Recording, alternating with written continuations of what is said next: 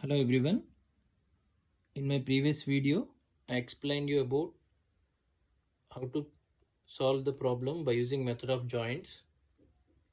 So the same problem in the previous video I calculated joint A. And I calculated the forces in the members force AD and force AB by using this free body diagram. For the same problem, now I am calculating joint C. So here it is hinge support and here it is roller support. So we assumed the forces like this, axial forces like this. So we got the positive values here and here. So again, I'm now in this video I'm going to calculate for joint C. Why? Because here there are only two unknowns. But if we started doing calculation for joint D and joint E and joint B, it is very difficult because there are more than two unknowns. So that's why I calculated joint A. Now I'm calculating joint C.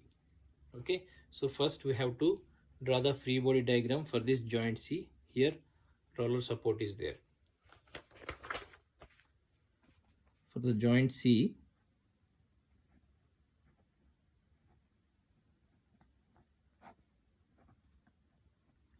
so first we have to have you seen this? This is joint C and 60 degrees angle and roller support is there. So before that we have to assume the axial forces direction. So I'm assuming the directions like this. Okay, so this is force in EC member or CE member, and next this side I'm going to assuming like this. After that the free body diagram is this is the joint and we assume the force like this. So this side force CB member, this is force CB member because here it is B joint and this is C joint. So I assumed force like this CB, and next on this side force CE. Okay, and this is joint C. So this is RC, reaction at C, that is the value 3500. So 3500 newtons. So this is the free body diagram and 60 degrees angle. So first we have to calculate equilibrium conditions, that is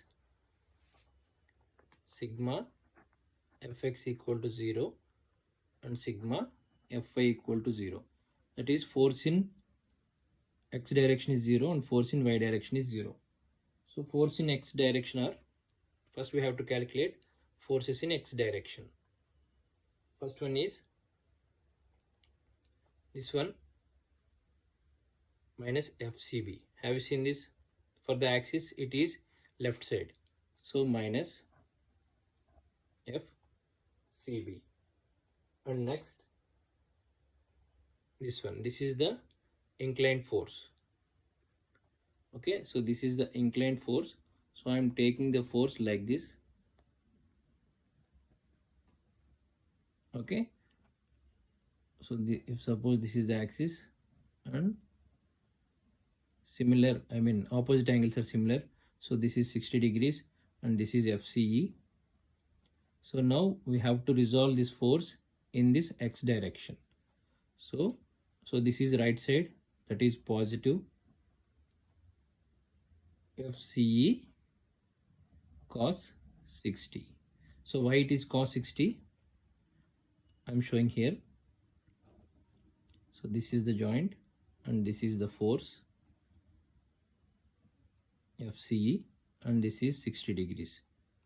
Okay, so this is the adjacent side. For this theta, this is adjacent side. So I'm going to resolve this force to this direction. We know that as per trigonometrical rule, cos theta, so theta is 60 degrees, that equal to adjacent side by hypotenuse. Okay, so here the unknown is adjacent side, that is this one. So adjacent side equal to hypotenuse into cos 60. So hypotenuse is nothing but FCE and cos 60. So that's why I wrote this equation like this. So these are the summation of all forces in x direction. Next, summation of all forces in y direction. So this is y direction force, that is RC. Upward is positive, RC minus, why? Because again I am resolving this FCE value in this direction. So downward, while calculating the y direction forces, the downward is negative. So minus FCE sine, FCE. So here the total is 90 degrees. So remaining angle is 30 degrees. So if I am going to resolve this force in this direction, so we have to use this 30 degrees. So here it is cos 30 degrees. Okay, why? Because we have to calculate this value again for this 30 degrees. For this theta, this is adjacent side. So FCE cos 30. Next, we have to calculate FCE value. That is FCE, RC equal to FCE cos 30. Okay, left hand side it is negative and I am sending this to right hand side, then it is positive. So FCE equal to RC by cos 30. So I got the value 4041 newtons. Okay, so it is a positive value. So here we assume the direction FCE as compression, positive. And next, same, I am substituting this FCE value in this equation. So I got FCB equal to FCE by cos 60. So we know the value of FCE 4041 by cos 60. So I got the value 20205 newtons, which is tension. Okay, so like that the assumed directions are correct. So this is FCE and this is FCB.